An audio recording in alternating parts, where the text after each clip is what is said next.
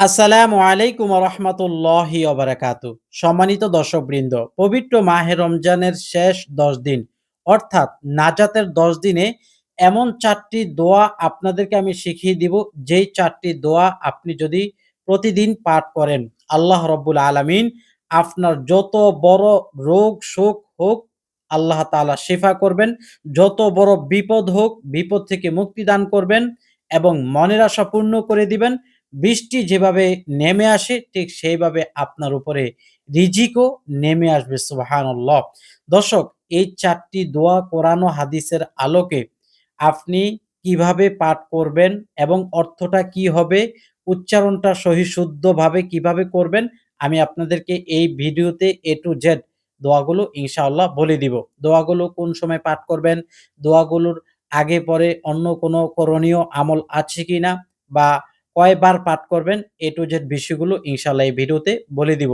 সুতরাং সম্পূর্ণ ভিডিওটি না টেনে দেখার জন্য অনুরোধ করছি। আপনারা আমাদের এই ভিডিওটি লাইক করে শেয়ার করে দিবেন। সবাই যেন আমাদের এই গুরুত্বপূর্ণ ৪ টি দোয়া নাজাতের ১০ দিনে পেয়ে যায়। দর্শক, তাহলে চলুন আমরা এই পবিত্র মাহে রমজানের নাজাতের ১০ দিনের আলাদাভাবে যে গুরুত্বটা রয়েছে সেই গুরুত্বটা আগে জেনে নেই। আল্লাহ রব্বুল আলামিন পুরো ১২ মাসের মধ্যে সর্বশ্রেষ্ঠ মাস হিসেবে আমাদেরকে দিয়েছেন মাহে রমজান। এই মাহে রমাদানের ভিতরে আবার ৩ টা পর্ব আছে। ১ হলো রহমত, ২ হলো মাগফিরাত, ৩ হলো নাজাত। রহমত মানে আল্লাহ পাক আপনাকে রহমত দ্বারা আবৃত করে নিবেন। আপনার প্রতিটা কাজে আল্লাহ তাআলা দয়া করবেন। আর মাগফিরাত মানি আল্লাহ পাক আপনার জীবনের শুরু হইতে শেষ পর্যন্ত যত গুনাহ আছে, সমস্ত গুনাহ মাফ করে দিবেন। আর নাজাত মানি আল্লাহ পাক আপনাকে সবকিছু থেকে মুক্তি দান করবেন। দুনিয়ার জিন্দেগির যত খারাপি আছে এগুলোর থেকে মুক্তি দান করবেন। পরকালের যত খারাপি আছে সবকিছুর থেকে মুক্তি দান করবেন। দুনিয়ার কেস মামলা মোকদ্দমা আছে, আল্লাহ পাক আপনাকে মুক্তি দান করবেন। দুনিয়ার ভিতরে আপনি অশান্তিতে আছেন, অশান্তি থেকে মুক্তি দান করবেন। প্রতিবেশীর আক্রমণের ভিতরে আছেন আপনি, প্রতিবেশীর আক্রমণ থেকে আল্লাহ পাক হেফাজত করবেন। শত্রুর আক্রমণের শিকার হয়ে আছেন, শত্রুর আক্রমণ থেকে আল্লাহ পাক হেফাজত করবেন। এইভাবে আপনি যত বড় রোগ-শোক হোক, তার থেকে আপনাকে আল্লাহ পাক নাজাত দিবেন। অর্থাৎ এক কথায় দুনিয়াবি যত খারাপি আছে সবকিছু থেকে নাজাত দিবেন এবং পরকালের কবর, হাসর, মিজান, পুলসিরাতের যত প্রকারের আযাব আছে সমস্ত আযাব থেকে নাজাত দান করবেন। যদি আপনি এই পবিত্র মাহে রমজানের শেষ ১০ দিনে নাজাতের ১০ দিনে আপনি দোয়া পাঠ করে আল্লাহর কাছে চেয়ে নিতে পারেন। আর যদি আপনি শুধু দিন গণনা করছেন কিন্তু কোনো নামাজ বা কোনো নফল সালাত বা আপনার কোনো তাসবিহ, কোরআন তেলাওয়াত কোনো আমল নেই, তাহলে আপনি এই ১০ দিনে যেই নাজাত পাওয়ার বিষয়টি দুনিয়া ও আখিরাতের আপনি কোনটাই পাবেন না। এজন্য নবী করিম সাল্লাল্লাহু আলাইহি ওয়াসাল্লামের একটি হাদিস আছে যেটা মাহে রমজানকে ঘিরে একটি হাদিস আমি আপনাদেরকে বলব। নবী করিম সাল্লাল্লাহু আলাইহি ওয়াসাল্লাম একদিন মসজিদে নববীর সিঁড়ির ভিতরে পা রাখলেন। ১ম সিঁড়িতে পা রেখে বললেন, আমিন। সাহাবায়ে কেরাম সবাই উপস্থিত এখানে আছেন। ২য় সিঁড়িতে পা রেখে তিনি বললেন, আমিন। আবার ৩য় সিঁড়িতে পা রেখে বললেন, আমিন। সাহাবায়ে কেরাম হতভম্ব হয়ে গেলেন, আশ্চর্য হয়ে গেলেন।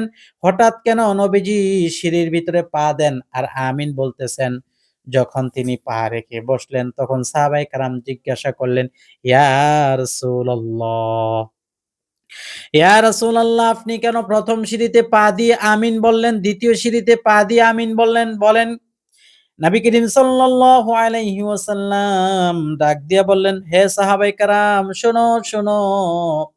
আমি যখন মসজিদে নববীর ১ম সিঁড়িতে পা দিলাম, জিবরাইল আমিন তখন একটা বদদোয়া করলেন। ওই ব্যক্তি ধ্বংস হোক যে ব্যক্তি নাকি মাহে রমজান পাইলো কিন্তু সে আল্লাহর কাছ থেকে নাজাত নিতে পারল না, গুনাহ মাফ করাইতে পারল না। নাউজুবিল্লাহ। অর্থাৎ আল্লাহ পাক আমাদেরকে হেফাজত করুক এই বদদোয়া থেকে। নবীজি বললেন, তখন আমি বলছি আমিন। নবীজি সাল্লাল্লাহু আলাইহি ওয়াসাল্লাম দোয়ার উত্তরে আমিন বলুক আর বদদোয়ার উত্তরে আমিন বলুক, অবশ্যই সে আমিন কবুল হবে, এটা আপনারা অবশ্যই জানেন। সুতরাং আমরা কেউ যদি এই মাহে রমজান পাইয়াও নাজাতের দিন পাইয়া আমরা যদি আল্লাহর কাছ থেকে নাজাত না পাই, মুক্তি না পাই, তাহলে আমাদের মতো পোড়া কপাল আর কেউ নাই। এই নাজাতের ১০ দিনে আপনি যদি দোয়া পাঠ করতে পারেন, আল্লাহর কাছে কামনা করতে পারেন, আল্লাহর কাছে মাপ চাইতে পারেন, আল্লাহর কাছে আপনি আল্লাহর প্রিয় কিছু দোয়া পড়তে পারেন, তাহলে আল্লাহ পাক আপনাকে মাফ করে দিবেন। আল্লাহ রব্বুল আলামিন আপনার বিপদ-আপদ দূর করে দিবেন। আল্লাহ রব্বুল আলামিন আপনার রোগ-শোক থেকে শিফা দান করবেন। সুবহানাল্লাহ। এই নাজাতের ১০ দিনে আমি যে ৪ টি দোয়ার কথা বলবো, এই ৪ টি দোয়ার ১ম দোয়াটি এমন একটি দোয়া, যেই দোয়াটি আপনি নামাজের সেজদায় গিয়েও পাঠ করতে পারবেন। এই দোয়াটি নফল সালাতের সেজদায় গিয়ে পাঠ করতে পারবেন। আবার নামাজের সেজদা থেকে উঠে নামাজ শেষ করে নামাজের পরেও পড়তে পারবেন। তবে প্রতিটা দোয়া আপনি ১০০ বার করে পাঠ করবেন। ধৈর্য নিয়ে পাঠ করবেন। যদি আপনি ১০০ বার করার মতো সময় না পান, তাহলে অন্ততপক্ষে আপনি ২১ বার করে হলেও পাঠ করবেন নামাজের পরে। প্রিয় দিনদার ভাই ও বোনেরা, নামাজে সেজদায় গিয়ে পাঠ করেন আর নামাজের পরে পাঠ করেন। আমি যে ১ম দোয়াটি বলবো, দোয়াটি আপনারা মনোযোগ সহকারে শুনবেন। আউযু বিল্লাহি মিনাশ শাইতানির রাজিম। বিসমিল্লাহির রহমানির রহিম। আল্লাহুম্মা ইন্নী আসআলুকাল হুদা ওয়াত-তুকা ওয়াল আফাফা ওয়াল গিনা। আমি আবারও বলছি, আল্লাহুম্মা ইন্নী আসআলুকাল হুদা ওয়াত-তুকা ওয়াল আফাফা ওয়াল গিনা। আমি অর্থটি বলে দেই। আল্লাহুম্মা, আয় রব্বে কারীম, আয় আল্লাহ, ইন্নী আসআলুকা, আমি আপনার নিকট চাই, হুদা, হেদায়েত চাই। আমি রব্বে কারীম হেদায়েত চাই। আমি যাতে ভালো পথে থাকতে পারি, সঠিক পথে থাকতে পারি, কোরআন হাদিস যে লাইনে ওই লাইনে থাকতে পারি। আমি যেন গোমরাহ দলে না চলে যাই, খারাপ ভণ্ড পীরের দলে না চলে যাই, খারাপ ভণ্ড হুজুরদের খপ্পরে না পড়ি, ভণ্ড আকীদার খপ্পরে না পড়ি। আমি সুন্নি বুঝি না, ওহাবি বুঝি না, কিছুই বুঝি না। আমি বুঝি তোমার কোরআন ও হাদিস মোতাবেক যে মুসলিম ভাই বোনেরা চলাফেরা করে, যে ওলামায়ে কেরাম কোরআন হাদিস দিয়ে সত্যভাবে চলে, নিজেকে কোরআন হাদিসের বাইরে কোনো সাইনবোর্ড লাগায় না। আমি সুন্নি, আমি ওহাবি, এরকম কোনো সাইনবোর্ড নিজে লাগায় না।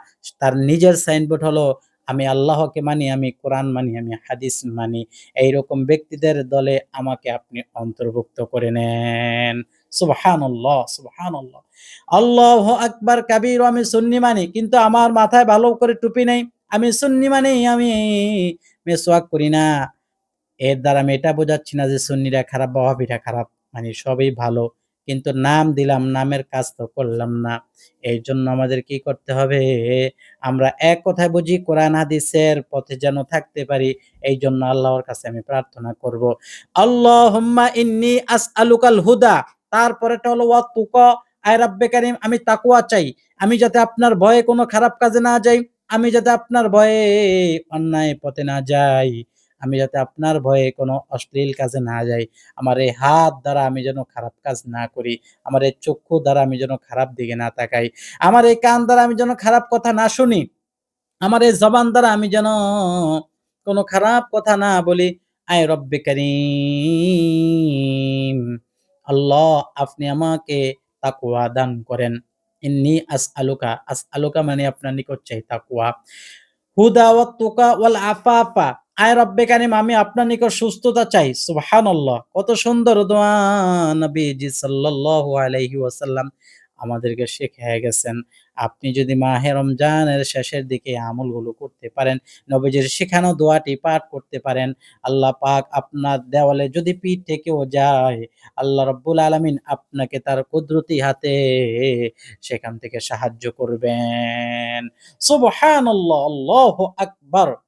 যদি বিশ্বাস থাকে আপনার কোরআন ও হাদিসের উপর, এই হাদিসের এই দোয়ার উপর যদি বিশ্বাস থাকে, আর যদি দোয়াটি আপনি ভালোবাসা রেখে পাঠ করতে পারেন ভক্তি শ্রদ্ধার সাথে, তাহলে অবশ্যই আপনি ফল পাবেন। বেশি না ৩ দিন সময় ধরেন আপনি। ৩ দিন পরে দেখবেন আপনার মনের অবস্থা অন্যরকম। আপনার রিজিকের অভাব হচ্ছে না। আল্লাহু আকবার। আমি যেটা বললাম আপনি লিখে রাখেন খাতা কলমে। আমি নিজেও ফল পাইছি আলহামদুলিল্লাহ। আপনি লিখে রাখেন। আপনি যদি আল্লাহর কাছে নবীজির শেখানো দোয়াটি, নবীজি স্বয়ং যেই দোয়া পাঠ করতেন এই দোয়াটি যদি পাঠ করেন তাহলে অবশ্যই আপনি এর ফল পাবেন। আল্লাহুম্মা ইন্নী আসআলুকাল হুদা, আয় আল্লাহ আপনি আমাকে হেদায়েত দান করেন। দেখবেন এই দোয়া পাঠ করার পরে আপনি ভালো পথে চলে আসতেছেন। আস্তে, আস্তে খারাপ জিনিসগুলো আপনি পরিত্যাগ করতেছেন, ভালো লাইনে চলে আসছেন। ওয়াত্তুকা, আপনি তাকওয়া অবলম্বন করতেছেন। আগে আপনি গুনাহের কাজটা যেভাবে না সেভাবে করে ফেলতেন। এখন গুনাহের কাজ করতে মন চায় না। এখন গুনাহের কাজটা সামনে আসলে গুনাহ মনে হয়, ঘৃণা লাগে। তার মানে তাকওয়া জন্মাইছে, ভয় জন্মাইছে। আপনি এখন খারাপ কাজটা সামনে আসলেও করতে চান না। খারাপ কথা বলতে চাইলেও বলতেছেন না। খারাপ কথাটা মুখে চলে আসলেও চা আ চো মানে বলতেছেন না। আপনার মোবাইলে খারাপ জিনিস চোখের সামনে চলে আসলেও চাইতেছেন না। আল্লাহু আকবার! তাহলে বোঝা গেল আপনার জন্য এই দোয়াটা আপনার প্রয়োগ হয়ে গেছে। সুবহানাল্লাহ। অত্তুকা ওয়াল আফাফা, আয় রাব্বে কারিম আপনি আমাকে সুস্থতা দান করেন। সুস্থতার নেয়ামত দেন। আমার বিভিন্ন ধরনের রোগ, ওই রোগের নাম বলবেন। আল্লাহ, আপনি আমাকে শেফায়ে কুল্লি আজালা নসিব করেন। দেখবেন আপনার শরীরটা আগের থেকে পাতলা লাগতেছে, ভাল লাগতেছে এবং আপনার শরীরটা অন্যরকম মনে হইতেছে। মানে সুস্থতা অনুভব করবেন। আল্লাহু আকবার!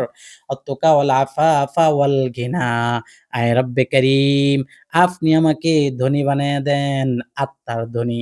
আপনি আমাকে চলার মতো ধনী বানায়া দেন। আমি যাতে ইবাদত করতে পারি কোথাও গিয়ে ঐরকম ধনী বানায়া দেন। আমি যাতে হালাল খাবার খাইতে পারি ঐরকম ধনী অর্থ সম্পদ দান করেন। আমার শরীরে শক্তি সঞ্চয় করে ইবাদত করতে পারি ঐরকম অর্থ সম্পদ দান করেন। আল্লাহ, আমি যাতে দান সদাকা করতে পারি ঐরকম অর্থ সম্পদ দান করেন। মানে আমাকে আপনি ধনী বানায়া দেন। দেখবেন বৃষ্টি যেমন আকাশ থেকে নেমে আসে, আপনার অজানা সত্ত্বে এমন, এমন জায়গা থেকে রিজিক আসবে যেটা আপনি কখনো কল্পনাও করেন নাই। সুবহানাল্লাহ! এক জায়গা থেকে চলে আসবে রিজিক, আপনি জানেনও না বা আপনি এটা কখনো কল্পনাও করেন নাই যে এই জায়গা থেকে এটা পাবেন। দেখবেন অনেকের জীবনে এরকম হইছে। আপনি ভাবেন নাই এই জায়গায় এসে এত সুন্দর খাবারটা খাইবেন। দেখবেন আপনি খাইতেছেন। তার মানে কি উড়ন্ত রিজিক আল্লাহ পাক আপনার জন্য পাঠাইয়া দিছে কোন একটা নেক আমলের মাধ্যমে। এমন কোন আমল করছেন যে আমলের কারণে আল্লাহ পাক খুশি হইছেন। এমন কোন আমল করছেন যে আমলের কারণে আল্লাহ পাক কবুল করছে। এমন কোন আমল করছেন যে আমলের কারণে আল্লাহ পাক আপনার জন্য খাবার পাঠাইয়া দিছে। সুবহানাল্লাহ! এরপর আপনি বন্ধুর সাথে বললেন, "বন্ধু কখনো কল্পনাও করিনি তোমার এখানে এসে খাবার খাবো।" খালাম্মা কখনো কল্পনাও করি না আপনার এখানে এসে বিষয়টা এই জিনিসটা খাবো। মামানি কখনো কল্পনা করি নাই। এইরকমভাবে আমরা অনেকেই বলে থাকি। বিভিন্ন জায়গায় গিয়ে হঠাৎ, হঠাৎ বিশাল কিছু পেয়ে যাই। তখন বলি, "কখনো কল্পনাও করি নাই রিজিক কি জিনিস?" তার মানে আপনি এমন কোন আমল করছেন যে আমলের ফল পাইছেন। তবে লিখে রাখেন, যদি আপনি মাহে রমজানের এই শেষ দশকে নাজাতের ১০ দিনে আমার এই শিখানো দোয়াটি, নবীজি যেই দোয়াটা শিক্ষা দিয়েছেন, এই দোয়াটি যদি পাঠ করতে পারেন, সারা বৎসর দেখবেন আল্লাহ রাব্বুল আলামিন আপনাকে উড়ন্ত রিজিক দান করবেন। সুবহানাল্লাহ! তাইলে দোয়াটি শেষ হয়ে গেল। আমি এখন বলবো আপনারা আমার জবানের সাথে বলবেন, পড়বেন, মানে শুদ্ধ করে নিবেন। বলেন, বিসমিল্লাহির রহমানির রহিম। আল্লাহুম্মা ইন্নী আসআলুকাল হুদা ওয়াত তুকা ওয়াল আফাফা ওয়াল গিনা। এই দোয়াটি হলো ১ নম্বর। এই দোয়াটি আমি ভেঙ্গে, ভেঙ্গে বলে দিলাম। এই দোয়াটি আপনারা পাঠ করবেন কয়বার? ১০০ বার। যদি না পারেন ২১ বার পাঠ করবেন নামাজের আগে পরে যেইকোনো সময়ই পাঠ করতে পারবেন। তবে ইফতারির পূর্বে যেন আপনার এই আমলটা ছুটে না যায়।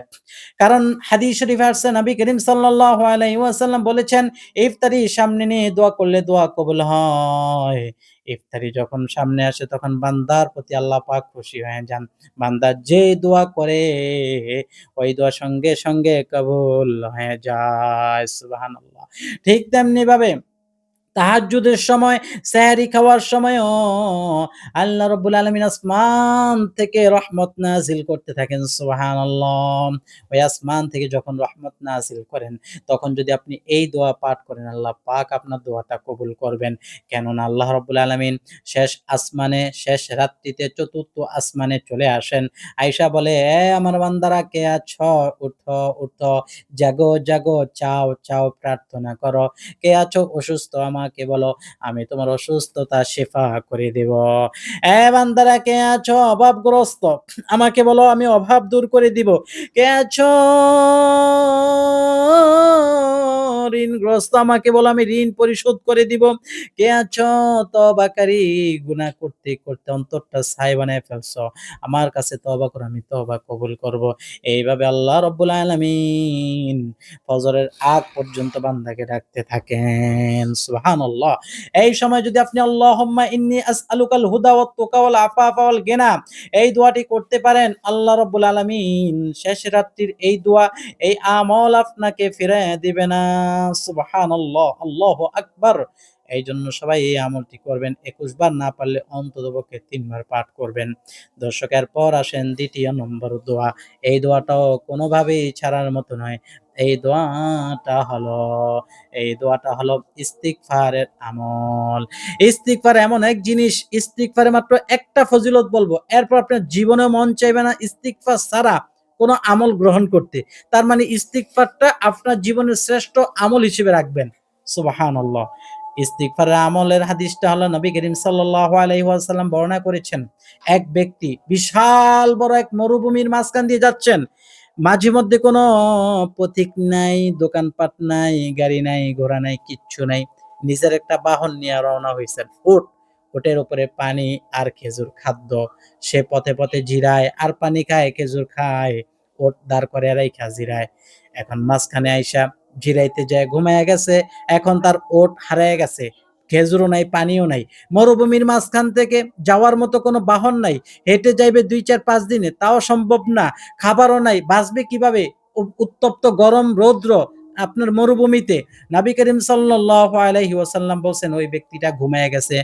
মৃত্যু ভাইবা যে আমার তো এখন মৃত্যু হবে। এইটা ভাইবা সে এখন ঘুমায়া গেছে। ঘুমায়া যাওয়ার পরে কিছুক্ষণ পরে আবার চক্ষুটা এভাবে লাফ দিয়ে উঠছে। চক্ষুটা খুলে গেছে।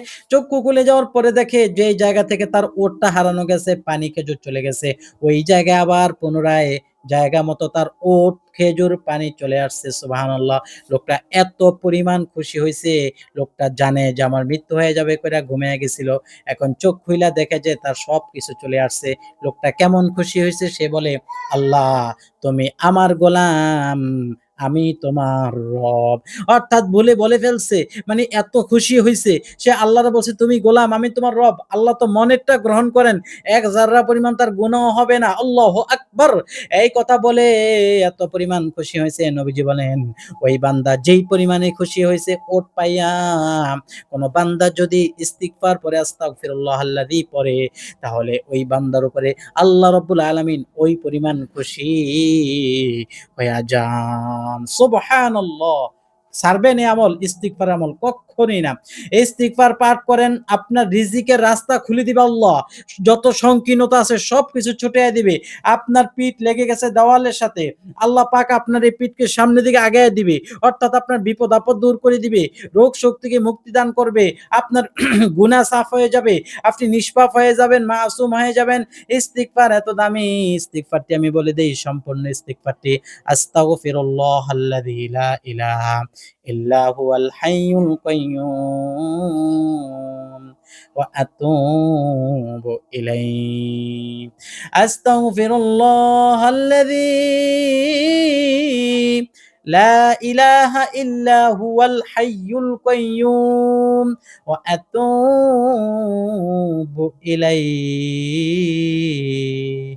আস্তাগফিরুল্লাহাল্লাযী লা ইলাহা ইল্লা হুয়াল হাইয়ুল কাইয়্যুম ওয়া আতুবু ইলাইহি। এইভাবে ইস্তিগফারটি পাঠ করবেন ১০০ বার করে। যদি ১০০ বার পাঠ করতে না পারেন তাহলে ৩ বার করে পাঠ করবেন। ১০০ বার যদি করে পাঠ করেন তাহলে আপনার আমলটা এত, এত সুন্দর হবে, যেটা যেটার ফজিলত বা যেটার সৌন্দর্য আমার মুখে বলার মতো এইরকম কোনো ভাষা তৈরি হয় নাই। সুবহানাল্লাহ। আল্লাহু আকবার কাবীরা। সুবহানাল্লাহি ওয়া বিহামদিহি সুবহানাল্লাহিল আযীম। কেমন আল্লাহ পাইছি আমরা। আমাদেরকে শুধু জান্নাতের দিকে নিচ্ছেন। আর আমরা কেমন? আমরা শুধু জাহান্নামের দিকে যাচ্ছি। আমরা নামাজ ছেড়ে, মসজিদ ছেড়ে অন্যদিকে। আমরা আমরা কোরআন ছেড়ে মোবাইল হাতে নিয়েছি। আমরা খারাপ জিনিস হাতে নিয়েছি। ভালো বস্তু আমরা দূরে সরিয়ে দিছি। আহা! আল্লাহু আকবার। আল্লাহ পাক আমাদেরকে হেফাজত করুক। আল্লাহুম্মা আমিন। আল্লাহু আকবার কাবীরা সুবহানাল্লাহি ওয়া বিহামদিহি সুবহানাল্লাহিল আযীম। ৩য় নম্বর যেই দোয়াটার কথা বলবো, আল্লাহু আকবার কাবীরা সুবহানাল্লাহি ওয়া বিহামদিহি সুবহানাল্লাহিল আযীম। দোয়াটা হলো লা ইলাহা ইল্লাল্লাহ। মাত্র এতটুকু। এটা কালেমা সবাই পারেন কিন্তু এটার মর্মার্থ পারেন না, জানেন না। আল্লাহ রাসূল সাল্লাল্লাহু আলাইহি ওয়াসাল্লাম বলছেন, যখন নাকি লা ইলাহা ইল্লাল্লাহ বান্দা পাঠ করে তখন আরশের মধ্যে একটা খুঁটি আছে, ওই খুঁটিটা নড়া শুরু হয়ে যায়। আল্লাহ রাব্বুল আলামিন ডাক দিয়ে বলেন, এ খুঁটি তুমি এইভাবে নড়ো কেন? ওই খুঁটি বলতেছে, আল্লাহ আপনার অমুক বান্দা অমুক জায়গায় লা ইলাহা ইল্লাল্লাহ জিকির শুরু করে দিছে, এই জন্য আমি থরথর করে কাঁপি। যতক্ষণ না ওই ব্যক্তির গুনাহ মাফ করবেন ততক্ষণ পর্যন্ত আমি খুঁটি বন্ধ হব না। আল্লাহু আকবার। এই খুঁটি বলার পরে আল্লাহ রাব্বুল আলামিন ডাক দিয়ে বলেন, এই খুঁটি শোন শোন, যা যা আমি ওই বান্দার জীবন ও যৌবনের গুনাহগুলো মাফ করিয়া দিলাম। সুবহানাল্লাহ। এই কথা বলার সাথে সাথে খুঁটি বন্ধ হয়ে যায়। লা ইলাহা ইল্লাল্লাহর বরত্ব মহত্ব এত বেশি।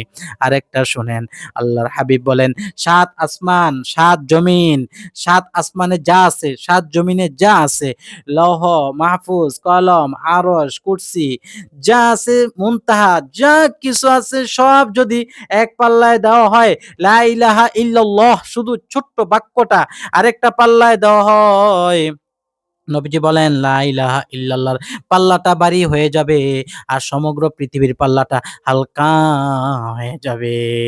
সুবহানাল্লাহ। এর মানে বোঝাইলো পৃথিবীর চাইতেও বেশি মূল্যবান হলো লা ইলাহা ইল্লাল্লাহ। এই লা ইলাহা ইল্লাল্লাহ যে ব্যক্তি পাঠ করবে এই ব্যক্তির দিলের গুনাহ সাফ হয়ে যায়। গুনাহ করতে করতে দিলের ভিতরে দাগ পড়ে যায়। আল্লাহর হাবিব বলেন, এই দাগ ওঠানোর জন্য লা ইলাহা ইল্লাল্লাহ। এই দাগ যাদের কলবে, তার নামাজ পড়ে শান্তি নেই, তার ঘরে শান্তি নেই, তার বাহিরে শান্তি নাই, সে ইবাদত করে মজা পায় না, ইবাদত করতে গেলে বিরক্তি লেগে আসে, তার চোখে পানি আসে না, রবের কথা তার দিলে অনুভূত হয় না, সে খারাপ কর্কশ ভাষায় কথা বলে। আর যখন ওই দিলের গুনাহগুলো সাফ হয়ে যায় তখন ওই বান্দার ইবাদত ভালো লাগে, নামাজে দাঁড়ালে নামাজে মন থাকে, অন্যায় পথ থেকে সে বেঁচে থাকতে পারে। আল্লাহু আকবার। আর সেইটা, আর সেই দিল পরিষ্কার করার যন্ত্র হলো লা ইলাহা ইল্লাল্লাহ। লা ইলাহা ইল্লাল্লাহ, নাই কোনো মাবুদ আল্লাহ ছাড়া। কত সুন্দর! এই ছোট্ট বাক্যটা পাঠ করলে দিল সাফ হয়ে যাবে, পরিষ্কার হয়ে যাবে। ওই দিল দিয়ে আপনি যেকোনো ইবাদত করবেন, সঙ্গে সঙ্গে আল্লাহ রাব্বুল আলামিন কবুল করিয়া নিবেন। সুবহানাল্লাহ। ৩ নম্বর তাসবিহ শেষ হয়ে গেল। এখন ৪র্থ নম্বর তাসবিহ। আল্লাহু আকবার। ৪র্থ নম্বর তাসবিহটা একেবারেই সহজ, একেবারেই সহজ, একেবারেই পরিচিত। কিন্তু এর মর্ম বুঝেন না। যার কারণে আপনারা পড়েন না। যার কারণে এর ফলও আপনারা নিতে পারেন না। আল্লাহর কাছ থেকে নিতে হলে সিস্টেম বুঝতে হবে, ভাঁজ বুঝতে হবে। আর সেটা হলো, দোয়াটা হলো লা হাওলা ওয়ালা কুওয়াতা ইল্লা বিল্লাহ। আল্লাহু আকবার। শুধুমাত্র লা হাওলা ওয়ালা কুওয়াতা ইল্লা বিল্লাহ পাঠ করবেন। এই লা হাওলা ওয়ালা কুওয়াতা ইল্লা বিল্লাহ কতবার? ১০০ বার পাঠ করবেন। ১০০ বার যদি কোনো ব্যক্তি লা হাওলা ওয়ালা কুওয়াতা ইল্লা বিল্লাহ পাঠ করে, তার যত কিছুর বান আছে, বিপদের যত বান আছে, লক আছে, সব আল্লাহ পাক ছুটাইয়া দিবেন। তার যত অসুস্থতা আছে, ভিতরে যত জাম হয়ে আছে, সব ছুটাইয়া দিবেন। আল্লাহু আকবার। দিনদার ভাই বোনেরা, লা হাওলা ওয়ালা কুওয়াতা ইল্লা বিল্লাহ জানেন কি এই আয়াতের অর্থ কি? লা হাওলা নাই কোনো ভরসা, ওয়ালা কুওয়াতা নাই কোনো শক্তি, ইল্লা বিল্লাহ আল্লাহ আপনি ছাড়া। আপনি ছাড়া নাই কোনো ভরসা, নাই কোনো শক্তি। আপনি ছাড়া আমি কোনো কিছুই করতে পারি না। যত ভরসা আপনার উপরে, যত শক্তি আপনার কাছ থেকে নিয়ে আমি সবকিছু করি।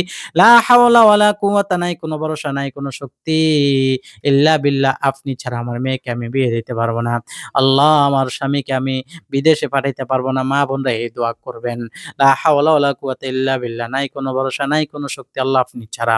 আয় রাব্বে কারিম, আমার ছেলেকে আমি কাজে কর্মে চাকরি দিতে পারতেছি না, চাকরি হচ্ছে না।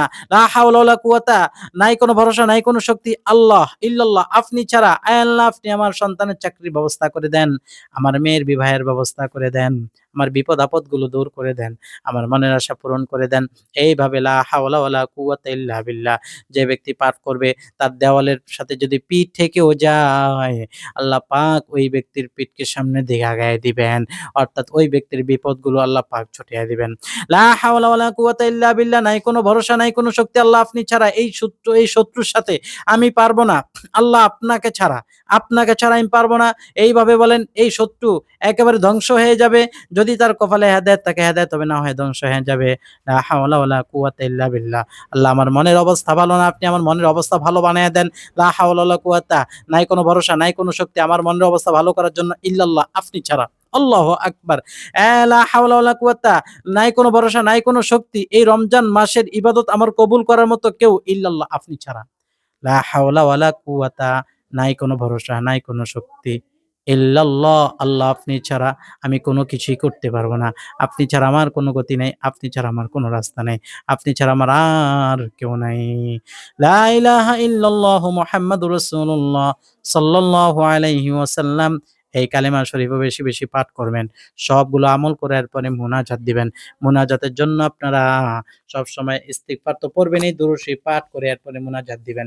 প্রত্যেকটা দোয়ার আগে পরে আপনি মুনাজাতের আগে পরে আপনি দুরূদ শরীফ রাখবেন। আল্লাহুম্মা সাল্লি আলা মুহাম্মাদিন নাবিয়্যিল উম্মি ওয়া আলিহি ওয়াসাল্লিম। কারণ আপনি যত দোয়াই করেন না কেন যদি আপনার দুরূদ শরীফের আমল না থাকে দোয়াগুলো আসমানে আল্লাহর কাছে পৌঁছায় না। আল্লাহর হাবিব বলেন, আমার নাম যতক্ষণ না নিবে ততক্ষণ পর্যন্ত দোয়া আসমানে ঝুলে থাকে। আল্লাহর কাছে পৌঁছায় না। আপনি আস্তাগফিরুল্লাহ পাঠ করার পরে দুরূদ শরীফ পড়ে নিবেন। আল্লাহুম্মা সাল্লি আলা মুহাম্মাদিন নাবিয়্যিল উম্মি ওয়া আলিহি ওয়াসাল্লিম পাঠ করে এরপরে হামদ সানার মাধ্যমে আপনি মুনাজাত তুলবেন। আলহামদুলিল্লাহি রাব্বিল আলামিন ওয়াসসালাতু ওয়াসসালামু আলা সাইয়্যিদিল মুরসালিন ওয়া আলা আলিহি ওয়া আসহাবিহি আজমাইন। রব্বানা আতিনা ফিদ দুনিয়া হাসানাতাও ওয়া ফিল আখিরাতি হাসানাহ ওয়া কিনা আযাবান নার। রব্বে কারীম দয়া করে আল্লাহ যে আমলগুলোর কথা বললাম, আমলগুলো সকলের আমল করার তৌফিক দান করেন। আল্লাহ পবিত্র মাহে রমজানে নাজাতের ১০ দিন আমাদেরকে নাজাত দিয়া দেন। দুনিয়ার সমস্ত পেরেশান থেকে মুক্তি দিয়া দেন, নাজাত দিয়া দেন। দুনিয়ার বিপদ-আপদ থেকে নাজাত দিয়া দেন। পরকালের বিপদ-আপদ থেকে নাজাত দিয়া দেন। কবরের আযাব থেকে নাজাত দিয়া দেন। হাসরের আযাব থেকে নাজাত দিয়া দেন। পুলসিরাতের আযাব থেকে নাজাত দিয়া দেন। সবকিছুর ঘাটি থেকে আমাকে নাজাত দিয়া দেন, মুক্তি দিয়া দেন। আয় রব্বে কারীম আমাদের জীবন ও যৌবনের গুনাহগাতাগুলো মাফ করে দেন। আল্লাহ আমাদেরকে ধৈর্যের সাথে চলবার তৌফিক দান করেন। আল্লাহ সমস্ত বিপদ-আপদ থেকে উদ্ধার করেন আল্লাহ। আয় রব্বে কারীম যত শত্রু আছে আল্লাহ আপনি বন্ধু বানায়া দেন, শত্রুদেরকে আপনি নাশাত করিয়া দেন।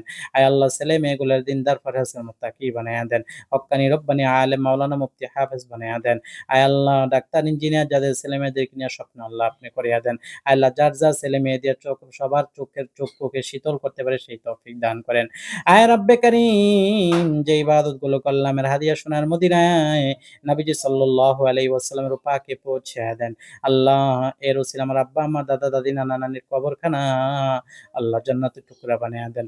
ইয়া রব্বে কারীম যতগুলো দোয়া করলাম নামাজ, তাসবিহ, তাহলিল, রুকু, সিজদা, মাহে রমজানের রোজা, সেহরি, ইফতার, ইবাদত যা কিছু করলাম কবুল ও মঞ্জুর করেন।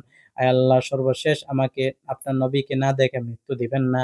আর আল্লাহ নবীকে না দেখে মৃত্যু দিবেন না, মক্কা মদিনা না দেখে মৃত্যু দিবেন না। আর শহীদি মরণ দিয়া মুখে পবিত্র কালিমা শরীফ জারি করে দেন। আল্লাহ কালিমা শরীফ জারি করে দিয়া শহীদি মরণ দিয়া দিন। আল্লাহ সুবহানা রাব্বিকা রাব্বিল ইজ্জাতি আম্মা ইয়াসিফুন ওয়া সালামুন আলাল মুরসালিন ওয়ালহামদুলিল্লাহি রাব্বিল আলামিন। আলহামদুলিল্লাহ। দর্শক যদি ভালো লাগে লাইক দিয়ে শেয়ার করবেন আর আমল টিভি চ্যানেল সাবস্ক্রাইব করে পাশে থাকা বেল আইকন বাজিয়ে রাখবেন। আসসালামু আলাইকুম ওয়া রাহমাতুল্লাহি ওয়া বারাকাতুহু।